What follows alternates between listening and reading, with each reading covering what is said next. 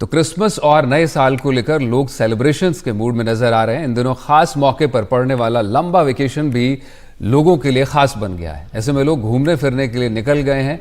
आलम यह है कि देश के कई हिस्सों में टूरिस्ट प्लेस पर कई कई किलोमीटर लंबा जाम देखने को मिल रहा है। लोग घंटों से जाम में फंसे हैं। ऐसा ही कुछ नजारा सोलांग नाला से देखने को मिला। अटल सुरंग के बीच पूरी तरह ट्रैफिक बाधित है। उत्तराखंड का हाल भी कमोबेश इसी तरह का है। यहाँ पर्यटन स्थल सैलानियों से गुलजार हो गए हैं। गाजियाबाद, मेरठ, हरियाणा, पंजाब, महाराष्ट्र, उत्तर प्रदेश, मध्य प्रदेश से जमकर सैलानी क्रिसमस और नए साल को मनाने उत्तराखंड और हिमाचल के पर्यटन स्थलों पर बड़ी तादाद में पहुंच गए।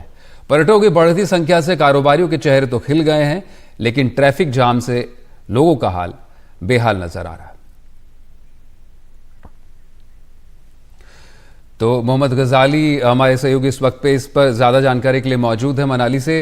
मोहम्मद, किस तरह का ट्रैफिक जैम, क्योंकि खबरें तो हमने बताई दर्शकों को, फिलहाल क्या स्थिति है? आज क्रिसमस है, क्या अभी भी लोगों के सिलसिला पहुंचने का थमा नहीं है?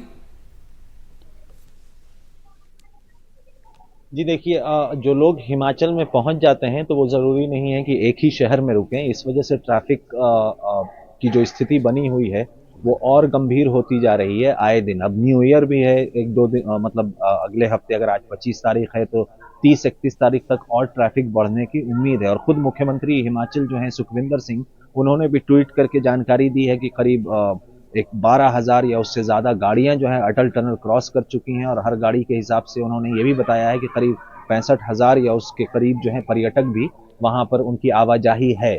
और ऐसे में आज क्रिसमस है तो आज भी कई शहरों में जो ज़्यादा ऊंचाई पर हैं उसको लेकर वार्निंग भी जारी की गई है कि बर्फबारी हो रही है और ऐसे में गाड़ियों के फिसलने के भी चांसेस बने रहते हैं।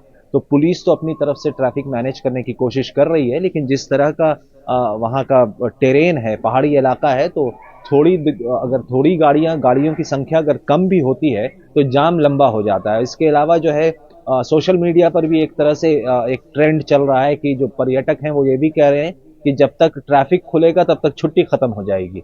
कई जगह ट्रैफिक इतनी लंबी है कि घंटों लोगों को इंतजार करना पड़ रहा है। कई वीडियोज ऐसी भी आ रही हैं जिसमें पर्यटक हुड़दंग भी कर रहे हैं, उसको भी कंट्रोल करने की कोशिश पुलिस कर रही है। और पुलिस के लिए एक बहुत बड़ी चुनौती है कि साथ ही साथ वो पर्यटकों को अपडेट्स भी दे रहे हैं कि किन रास्तों पर जाएं, किन रास्तों पर ना जाएं, क्योंकि पिछले एक साल में हमने देखा है कि हिमाचल में किस तरह से प्राकृतिक आपदा आई हुई थी।